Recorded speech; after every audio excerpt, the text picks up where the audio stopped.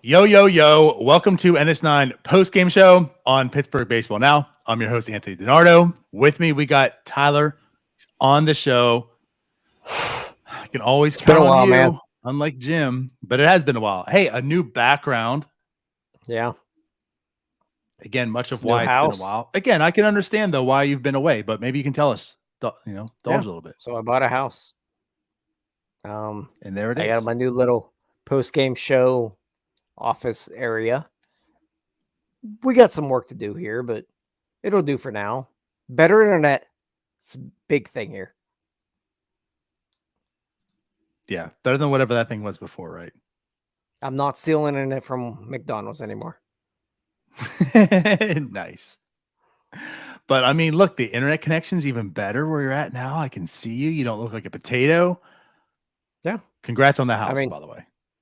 Yeah, I mean, we're in. I've spent the last week just doing stuff for it, so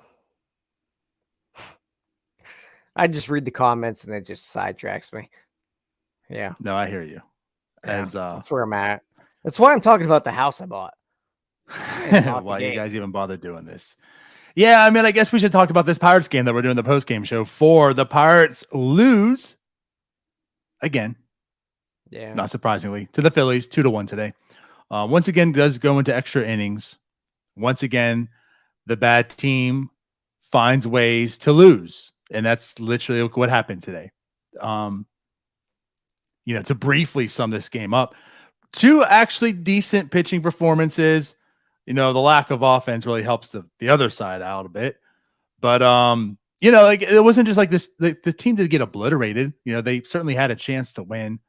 And much like last night, they found a way to lose, and they did so. Where do you want to kick this thing off today? Jeez. They found a way. They found a way to lose tonight. You know what? Let's just start here. Mitch Keller did not have. It feels like we're talking about this once, like every 2 weeks, because he looks really good, and then he looks bad, but he's still. The difference is that we're getting results out of him now. Before it was 2 bad starts, he'd come back. We'd find a little hope because he looked okay. Now he's getting results even when he doesn't look good. And I think the stuff did look all right tonight. Like the slider worked well. The two-seamer was moving. He just didn't. One, he didn't have the command, and two, he was getting squeezed early. And I know I looked up in like the 4th inning and he was at like 50 pitches. How the hell did this happen? He threw like 30 in the first. Actually, only threw like 20, but somehow he survived 6 innings. Another quality start. I think that's 4 in a row for him. He's really putting it together. Like it's one positive I can take out of this entire thing. But the thing is, it's an absolute positive. And not to go, to add on to like what you're saying, it's not even the fact that like he puts together, like before it was a bad start, good start, bad start, good start. The old Mitch Keller we knew of imploded. Like he had an outing like tonight where things weren't there and he just implodes. And what you're seeing right now is like this stuff doesn't bother him anymore.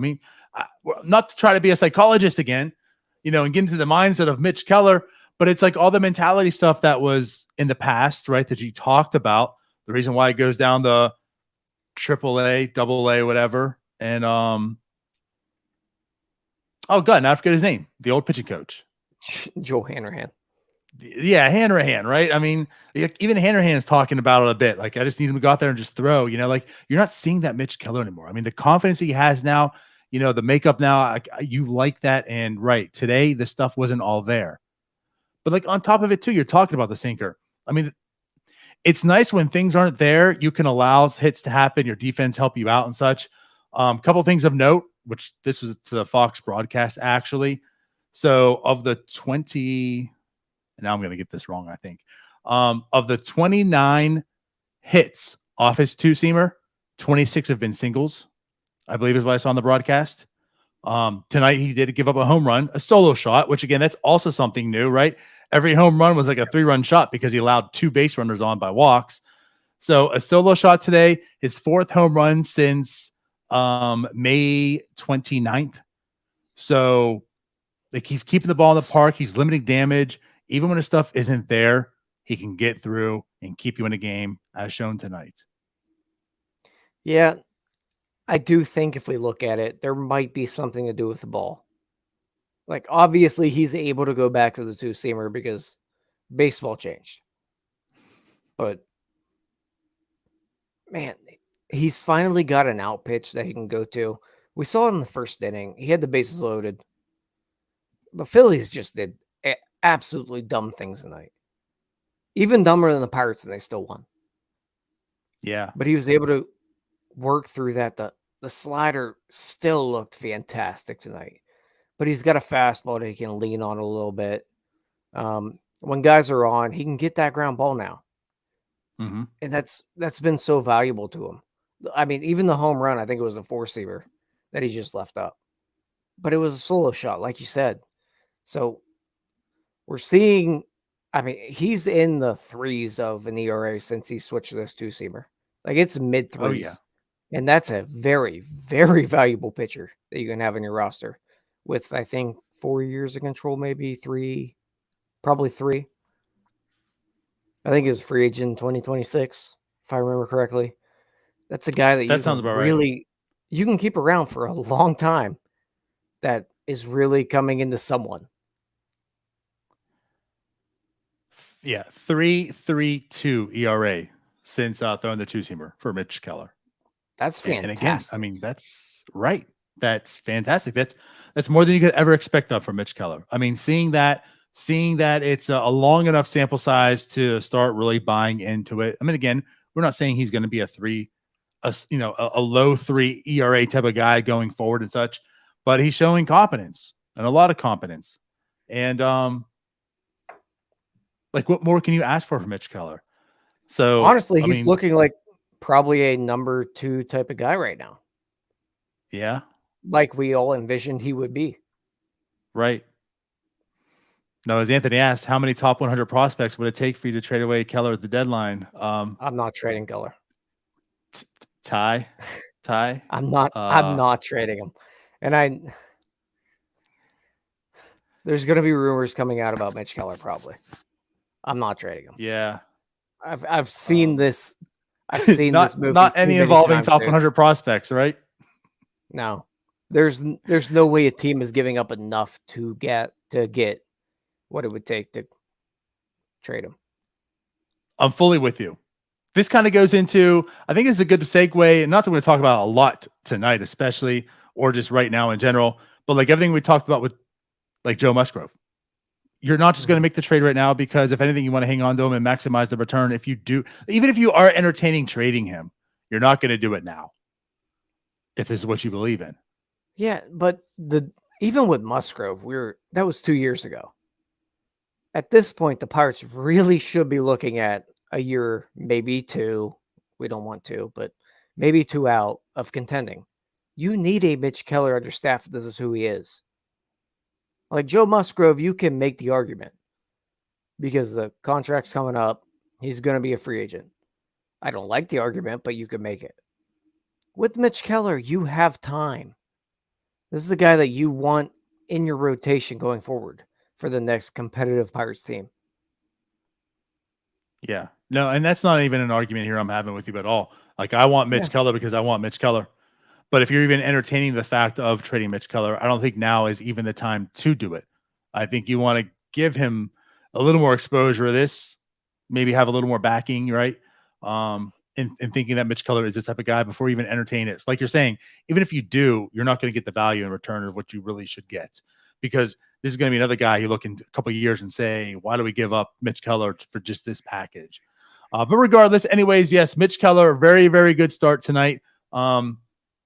due to the fact that he didn't have his great stuff with him. So good job by Mitch Keller. Again, he does go 6 full innings, 1 earned run by the solo shot, 5 hits, 3 walks, 3 strikeouts. ERA's down to 4.37 on the year. I mean, I think it was last start. He was down to like 407 at one point before everything imploded. But Yep. everything's, I mean, even 437 in this era, I'll take that. Even as For a sure. mid rotation guy, I'll take it. And he's Absolutely. definitely been different. I'm full blown So on that boat again. I'm buying all the stock I can. I'm on the jet ski. Like it's tagging me along, you know, and I'm creeping up a little more and more. I'm here for the ride. That's for sure. Yeah. Like I said, I want to see where this season, you know, takes me. But by the end of the year, I'm pretty confident that I'm going to be saying, you know what? This is kind of Mitch Keller. This is pretty much what he is right now. And heading into 2023, I think we got a good pitcher on our hands. So that cross one guy off. We got one good pitcher, and I'm pretty sure we'll be saying the same about JT Brubaker. So there's 2 guys you can cross on that list. Maybe 3. If they re-sign one. So there's 2 guys you can cross off that list. Let me tell you, Mitch Keller, you're riding that jet ski. I'm driving that goddamn boat.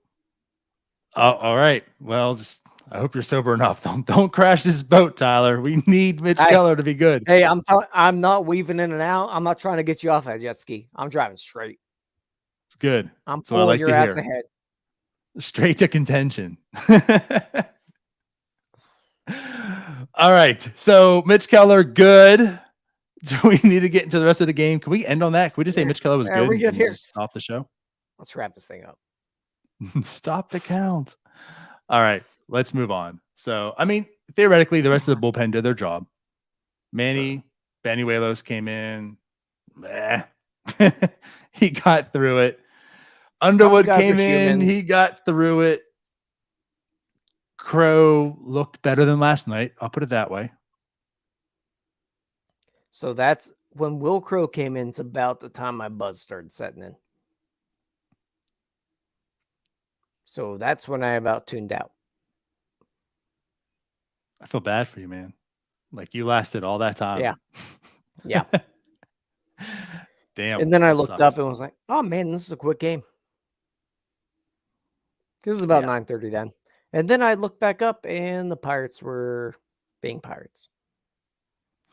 Yeah, well, they had indexers. So again, I guess going to Will Crow, you know, I talked last night how Will Crow, he's been kind of shaky a little bit. You mentioned that the last time we were on as well. Last night was kind of the same. He gave a couple, you know, hard hits.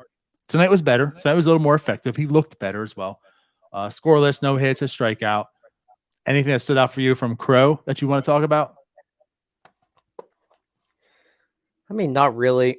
I think he's kind of in the Bednar category where he might be overused. I know he's a starting pitcher, but he's not used to being used in the way he has been. You know, it's a lot different going from that 5-day rest or whatever it is to you're going 2 innings every other day like he has been all of this year. Right. Velocity's still been there. It's just a lot of it seems to be command issues with him. We saw better tonight. I mean, he's just going to be shaky because the same way with Bednar, they're just going to have to use him more than they should. Right. And of course, Bednar coming off the injury. Will Crow hasn't been injured yet. As we know. But right. As far as we know. But you're right. That makes a lot of sense. I mean, obviously he pitched a lot more innings last year, but he's pitching a lot more frequently now. Used a lot, like you said, in multi-inning roles. That's what we felt. We felt that's what kind of did in Bednar. Not as much as he was being used a lot, but also going 2, 3 innings and such. And that's just what Will Crow does for the most part. You know, now back-to-back nights, only 1 inning apiece, but back-to-back nights, he is used a lot. You know, so maybe this is something like you're saying, like maybe in the next year, he could be a little bit better because hopefully they have a better bullpen. There's more guys that you can trust and use opposed to just going to Crow and Bednar and such. So I get it. And another guy to add to that. Go ahead. So that's one of the things about the way the Pirates are using relievers that's a little bit concerning. I don't know that we've really seen relievers in Major League Baseball go the multi-innings recently. Like I look back at like a Chris Davinsky with the Astros that Yeah. he threw a ton. I think he threw over 100 innings with them in relief the one year, and he was lights out, and then he just fell off a cliff. I was going to say, and then he was terrible. Right. Yeah, he was awful after that. So Right. it's definitely a lot different coming out of the pen where you're being used more in a long relief role, but not really, and you're throwing every like third day maybe. And it's something that probably needs to be monitored more than the Pirates are, but they just don't have options. That's true. No, it's very true. And that's why I was going to segue into this, as far as, again, getting more options into the pen and such. So De Los Santos came in. I know he technically like gave up a run. It wasn't earned, right? And Chavis, thanks for the bad throw to third for scoring it. Obviously, so again, it's the extra inning. So there's a guy in second. So we already have that in place. So any hit pretty much drives in the guy, right? Now, mind you, Chavis has a bad throw to third. Hayes can't handle it. Gregorius scores. Like, you're not going to put any blame on De Los Santos in that. But he does go out there, and other than that, 1, 2, 3, like they're out of there. So, I mean, he looked good on the mound today as well again. So it's nice. I'm liking what I see out of De Los Santos. Oh, yeah, I'm with you. I honestly, with everybody, when they come in extra innings, I'm just throwing out the window. I think that if you come in extras, just toss it. It's worse shit. I mean, there's still stuff you can take from it, but like numbers wise, it's a fake sure. inning. It's a fake inning. It is. It is like, to a degree. Come on. You're putting a runner on second. Nobody's used to it yet. Yeah, strike him out, be mentally tough. No, it's different. I just throw that one for De Los Santos out the window. Right. He's been fine. He's been actually good. Not fine. I agree. He's been good. That's another guy where, like, at the end of the year, I'll look back and I feel pretty confident. I'll be like, you know what? De Los Santos, I'm going to pencil him as a trustworthy reliever for 2023. Yeah. It's almost reminiscent of Rich Rod whenever he first came up and had a really good year. And he was just like a lower leverage role. Like a guy that just hanging around there. And it's like, you know what? I could maybe see him being a part of this team in the future. That's a good way of putting it. I'll say also the difference is like 7 years and also a lot being like DFA'd from the Orioles. Yeah. And I mean, there's also the fact that De Los Santos has a lot better stuff. True. Because Rich Rod just didn't have a lot of really good stuff. And then, of course, we found out a lot of it was because he was juiced. So, yeah. Hopefully, Yeri isn't. He loved him some spider tack. I was going to say that part too. Yeah. It's a combination of basically nothing skill wise at all. However, really, Rich Rod wasn't a good pitcher. Yeah.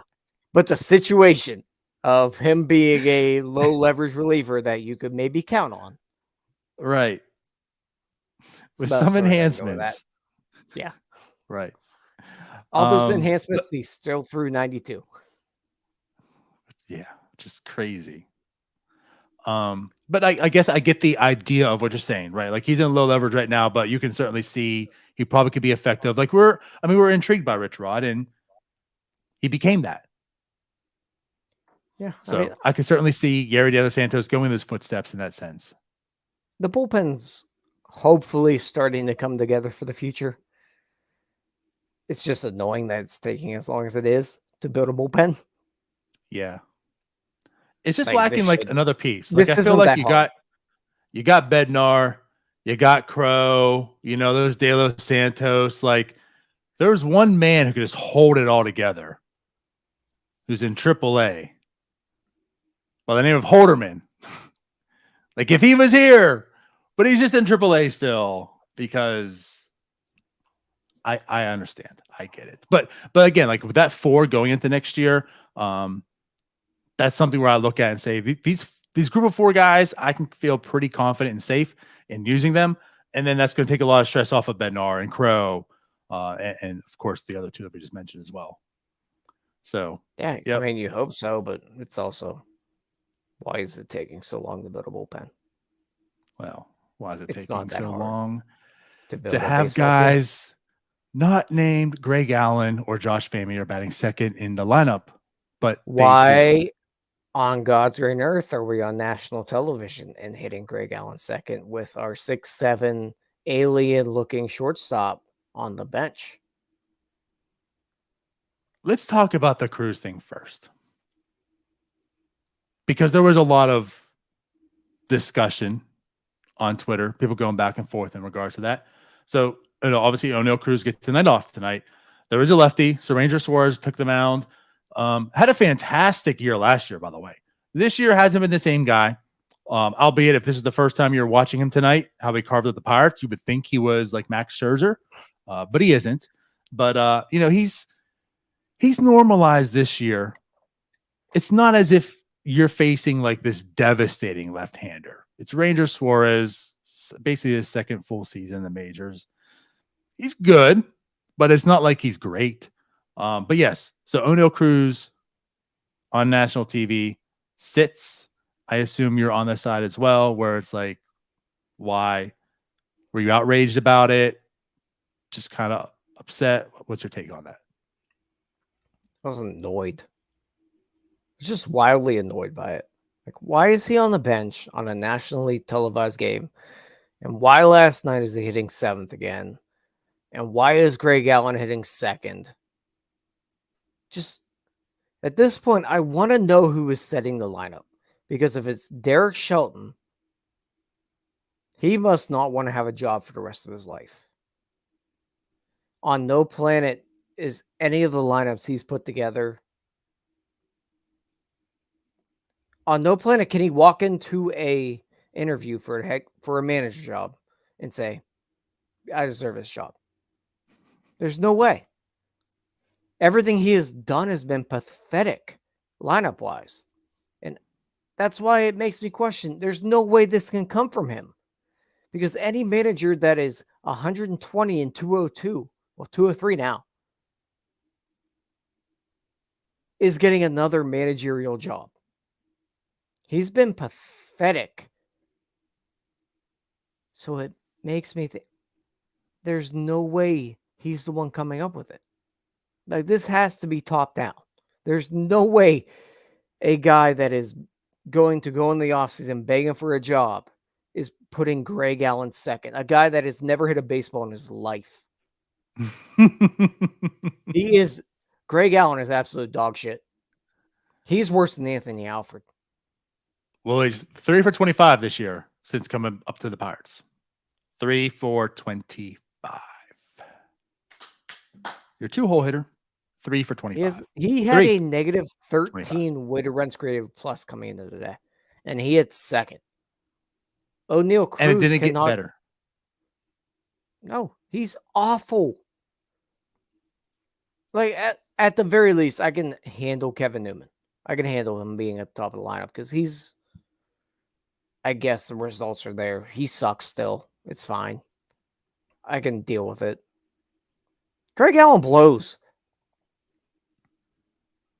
This guy blows. He can't make if he got cut tomorrow, nobody's picking him up. He sucks. Josh Van Meter, if he gets DFA tomorrow, nobody's picking up. He sucks. Yoshi sucks. He'd be in Japan tomorrow if he got DFA'd.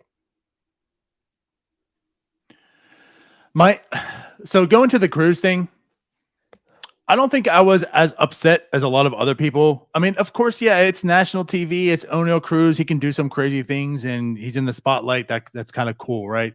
But ultimately, when it comes down to the manager setting lineups, like all this, I mean, honestly, if I'm the manager, national TV is the very, very back of my mind. I don't care. This is the lineup. This is what I need to go with. It was a lefty. I understand sitting Cruz against a lefty opposed to righties because that's where, he struggles the most at. But on the other side of that, I give credit, and we've talked about this because if it's like back in hurdle days, O'Neill Cruz would be sitting a lot more versus lefties. So like I do give Shelton credit for having him face lefties more than what we've seen in the past. Now, granted, you probably maybe just have him see it more often than not, anyways, because for all the reasons you want to say O'Neill Cruz is struggling, he needs to not be in the lineup as much. You have your Josh Van Meters in the lineup. You have your Yoshis in the lineup. You have your Greg Allens in the lineup. And again, so part of the reason, part of the thing about Shelton is I'm with you. Like, I don't understand the lineups either. Now, he's given terrible players to play. He has a team that has Greg Allen, Josh Van Meter, and Yoshi Suzuki on the roster at the same time. That's a handicap. That's not his fault. But what I don't understand, and I keep preaching, is just because you have those guys doesn't mean they need to bat second. Something I want to point out. Last year, and you brought up with Alford, right? Greg Allen's potentially worse than Alford. Last year they had Alford. Last year they had K.I. Tom. Terrible players. It wasn't Shelton's fault. But mind you, K.I. Tom batted second once last year. Anthony Alford batted second 0 times last year. So far this year, Josh Van Meter has batted second once, Greg Allen 3 times. Mind you, Josh Van Meter has also batted leadoff 6 times. And mind you, he's also batted cleanup 5 times. So like what I don't understand is last year you had bad players. We recognize it. It's not your fault, Shelton. But you didn't put the bad players in premium lineup spots. You put them where they belong, 7th and 8th. Now, Tom batted leadoff, I think, 3 or 4 times. But he got on base. Like, that's something. Tom's strength was getting on base. He just couldn't hit. He stood up there, never swung a bat, and got on base. So I don't even blame him so much for batting him leadoff when he did. But it just seems like heading into this year, so much has changed. As much as Cherington has valued defense at the beginning stages of this rebuild, like let's get the Toms and the Alpha, like at least they play good quality defense, help our pitching out. The defense has been out the window this year. The lineups are out the doors. Like nothing. This is what's bothering so much this year is like nothing's making sense in year 3 of this rebuild. The lineups don't make sense. I think that's the best way to put it. Nothing makes sense. There's no rhyme or reason for anything that's being done. And just to go back to what I said, I'm not saying that they should set their lineup according to when they're on national TV. It's more of a just build up and build up and build up of everything that's annoying about this team. If O'Neill Cruz sits tonight, it's not a big deal. It's a lefty, a tough lefty. It's fine. But it's more that I look at the lineup and I see Greg Allen hitting second. Diego should probably be in the lineup against the lefty. Kevin Newman's in leadoff. I said I don't mind it, but it's another, just why? I don't mind Newman batting leadoff. As I said, since he's come back, he's literally been the best Pirates hitter. I mean, he actually is productive, but also everyone else is terrible. Bly Madriz comes up and he got sent down because he couldn't hit, and they're hitting him ahead of him. What are we doing? That's the big, what are you doing? Give me one good reason on why you're doing what you're doing. There's no rhyme or reason for a single thing they do. Again, I don't understand the importance of the 2-hole. I mean, that was a whole idea of let's bat Kutch second opposed to third. Get more at bats. Like you pretty much want like your best hitter batting second.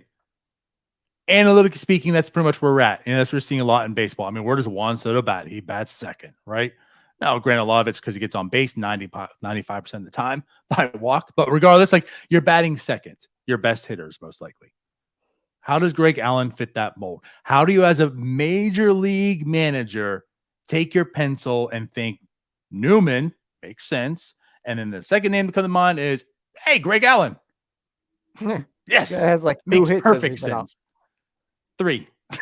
Remember, 3 got 3 now. Yeah, he had one last night. Big hit last night.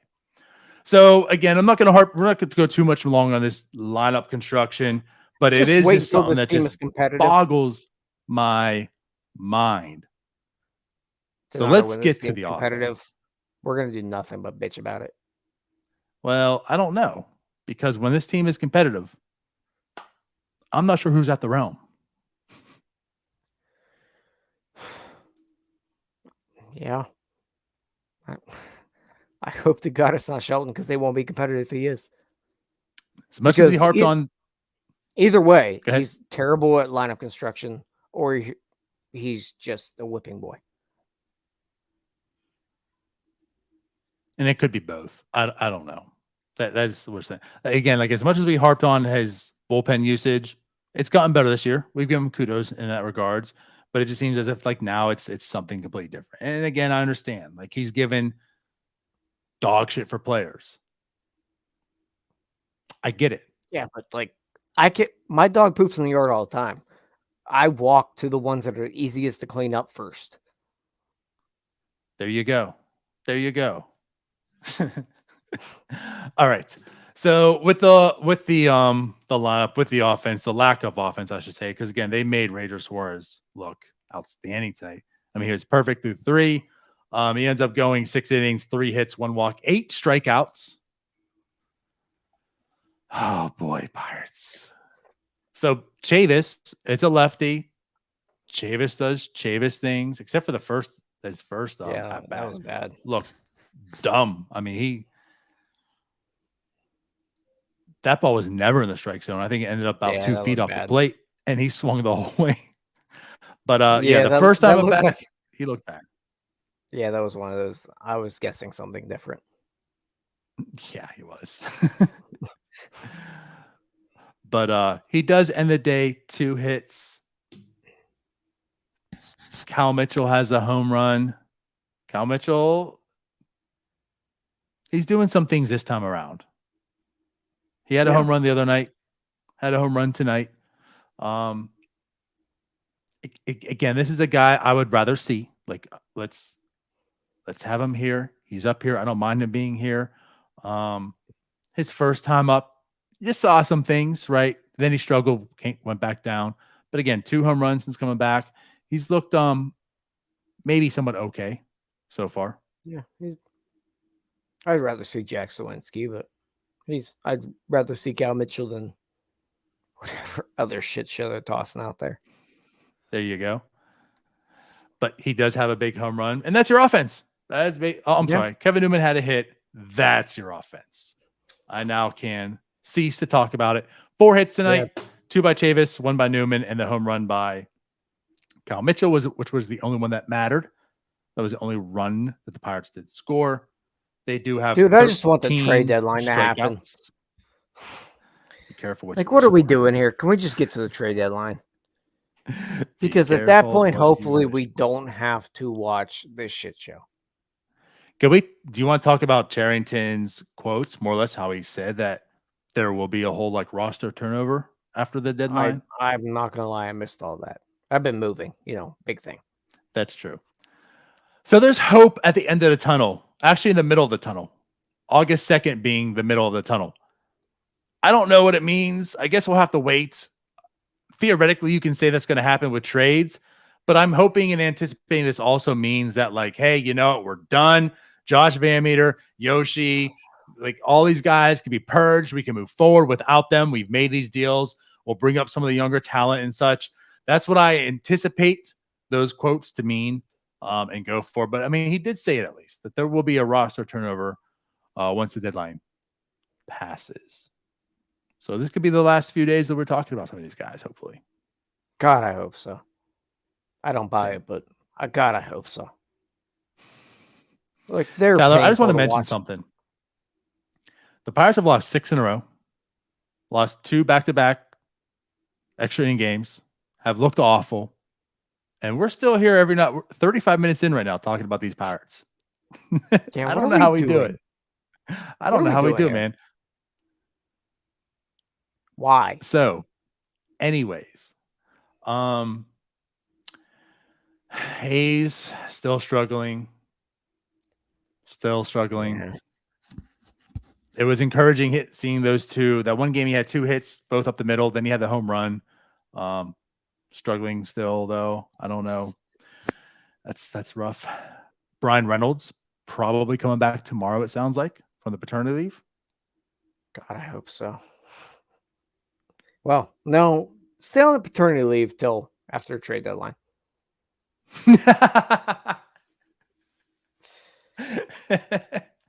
Please keep your ass here. Yeah, like make your wife stay in labor for a little bit longer if you can. There you go. Is there a rule on that? I'm sure there's I not. don't know, but let's make one up. That'd be funny. It's like FMLA. It's like, oh, he can't actually be traded because he's on the paternity list. Yeah, please. He's on a leave of absence. Because I don't trust this team not to trade anybody. Yeah, I don't know, man. Bednar, Reynolds, Keller. I mean, you can trade Bednar. I don't care. It's not that I don't care. I care what the return is, but I know you and I have been open to the idea. I'm more open with it. And we've been open all due to the fact of someone put in here, I think it was Anthony, more or less about relievers and year-to-year stuff. Yeah. And that's why it's like, you know what? If they got a haul for Bednar, I'd be okay with it. Anyways. All right. Do we want to get out of here? Yep. Yeah. So Pirates do play again tomorrow against the Phillies. It's a day game. It's 1:35. Aaron Nola, JT Brubaker could be a really good pitching matchup. We know the Pirates won't have an offense, so JT got to bring his stuff, as JT always seems to have to. O'Neal Cruz is hitting 7th tomorrow, right? There's a righty, and Greg Allen is still on the team. Josh Van and Yoshi both had days off, so I expect them to be in the lineup as well. So 8th, maybe, actually. Huh? I don't know if there's enough. I'm going to go with room. 7th. I wouldn't be surprised if I see 8th. Yeah. Well, there's that. Joke. So, all right, guys, let's get out of here. I appreciate you guys for watching. I don't know why you do. Again, this is. I don't know why we. You guys sat through 3 hours and like 15 minutes of watching the Pirates game, and then you're like, you know what? Let's hear more about it. And you came on to the NS9 post game. So, you guys are crazy. But I appreciate you guys. We'll be back tomorrow after tomorrow's game, and we will see you then. Bye-bye. Peace out, Girl Scouts.